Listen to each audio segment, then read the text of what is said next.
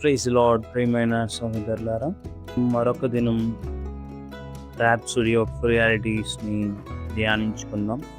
మీ అందరికీ తెలుసు కదా, ఈ ర్యాప్సోడీ ఆఫ్ రియాలిటీస్ అనే ఈ వాక్యాంశాలు దైవజనులు పాస్టర్ క్రిస్ యాకోబే గారి చేత రచించబడడం జరిగింది. ఆయనకి దేవుడు అనుగ్రహించినటువంటి సత్యాల గురించి, రెవల్యూషన్ గురించి ప్రపంచం అంతటికీ అందించాలన్న ఉద్దేశంతో, ఈ యొక్క సువార్త వర్తమానం అన్ని చోట్ల వ్యాపించాలన్న ఉద్దేశంతో ఇవాళ ర్యాప్సోడీ ఆఫ్ రియాలిటీస్ని మనం ధ్యానించుకుందామా. ఇవాళ అంశం వచ్చి ఆత్మను అనుసరించి జీవించడమే పరిష్కారం. గలతీయులకు 5:16 ఆత్మను అనుసరించి నడుచుకొనుడి, అప్పుడు మీరు శరీరేచ్ఛను నెరవేర్చరు. గత కొన్ని రోజులుగా మనం శరీర స్వభావము, లోక సంబంధమైన ఆకర్షణలు మరియు శోధన గురించి అధ్యయనం చేశాము.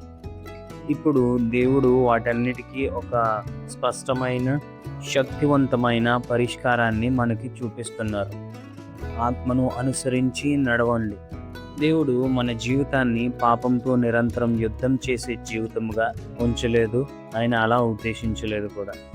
ఆయన మనల్ని పరిశుద్ధాత్మ నడిపింపులో జీవించే జీవితానికి మనల్ని పిలిచారు.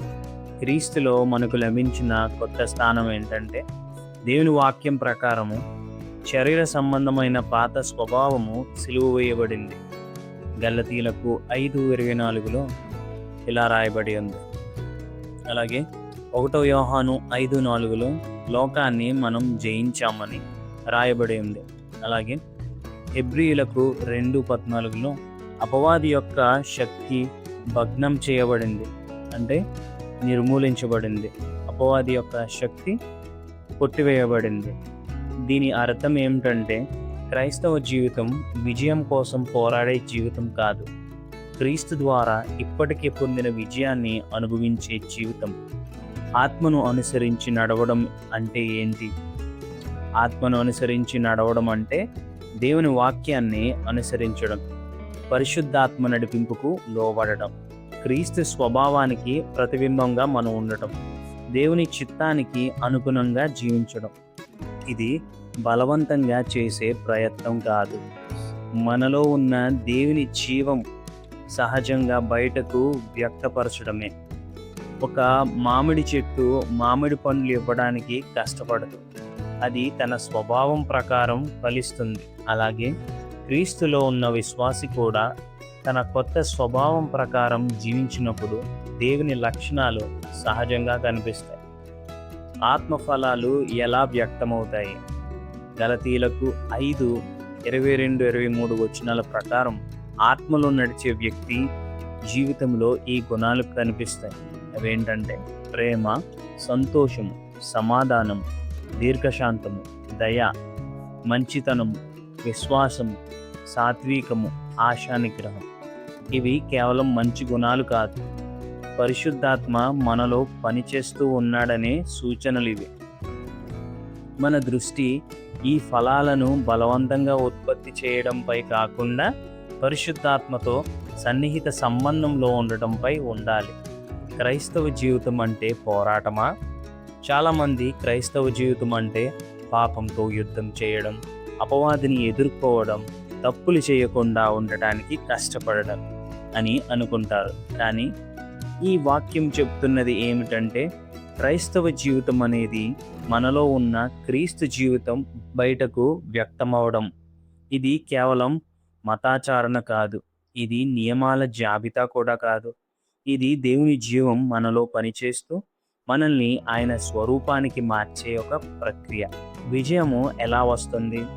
మీరు దేవుని వాక్యంలో నిలిచినప్పుడు, ప్రార్థనలో కొనసాగుతున్నప్పుడు, పరిశుద్ధాత్మకు లోబడుతూ ఉన్నప్పుడు. మీ లోపల ఉన్న దేవుని జీవం బలముగా పనిచేస్తుంది. అప్పుడు శరీర కోరికలు, లోక ప్రభావాలు, శోధనలు మీపై ఆధిపత్యం చెలాయించలేవు. విజయము మీరు కష్టపడే దాన్ని బట్టి కాదు, మీలో పనిచేస్తున్న పరిశుద్ధాత్మ శక్తి వల్ల సాధ్యమవుతుంది. ఈ వాక్యం యొక్క ముఖ్యమైన సందేశం ఏమిటంటే, శరీర స్వభావము, లోకము మరియు శోధనలపై నిజమైన పరిష్కారము ఆత్మలో నడవడమే. క్రీస్తులో మనకు ఇప్పటికే విజయం ఇయ్యబడింది. క్రైస్తవ జీవితం నిరంతర పోరాటం కాదు. క్రీస్తు జీవితం వ్యక్తమయ్యే జీవితం క్రైస్తవ జీవితం. పరిశుద్ధాత్మ మనలో ఆత్మఫలాలను ఉత్పత్తి చేయిస్తాడు. వాక్యము మరియు పరిశుద్ధాత్మ నడిపింపులో జీవించినప్పుడు విజయము సహజమైన అనుభవంగా మారుతుంది. ఇది సులభంగా చెప్పాలంటే పాపంపై మాత్రమే దృష్టి పెట్టవద్దు, పరిశుద్ధాత్మపై దృష్టి పెట్టండి. అప్పుడు పరిశుద్ధాత్మ మీ జీవితంలో దేవుని స్వభావాన్ని వ్యక్తపరుస్తాడు. వెలుగులో నడిచే వ్యక్తి చీకటితో పోరాడవలసిన అవసరం ఉండదు. అలాగే ఆత్మలో నడిచే వ్యక్తి దేవుని శక్తి ద్వారా విజయవంతమైన జీవితాన్ని అనుభవిస్తాడు. అయితే ఇక్కడ మీరు గుర్తు చేసుకోవాల్సింది, వాక్యం అనే ఒక గొప్ప ఆహారాన్ని మీరు ప్రతిరోజు భుజించాలి, దాన్ని ధ్యానించాలి.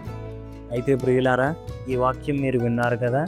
ఈ వాక్యానుసారమైనటువంటి ఒక అంగీకారము మనందరం కలిసి ఒక ఒప్పుకోలు నేను క్రీస్తులో కొత్త సృష్టిని. దేవుడు నాకు ఇచ్చిన దైవిక స్వభావంలో జీవిస్తున్నాను. పరిశుద్ధాత్మ నడిపింపులో నడుస్తూ ప్రేమ, సంతోషం, సమాధానము మరియు నీతిని వ్యక్తపరుస్తున్నాను. క్రీస్తు జీవం నాలోను నా ద్వారా కూడా స్పష్టంగా కనిపిస్తోంది.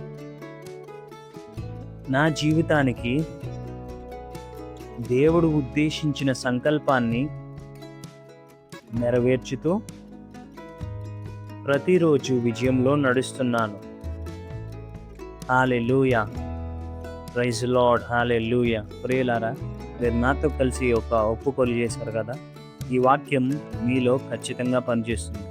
ప్రభువైన యేసు నామములో మీ అందరికీ మరొకసారి శుభాలు తెలియజేస్తూ వందనాలు తెలియజేస్తున్నాను.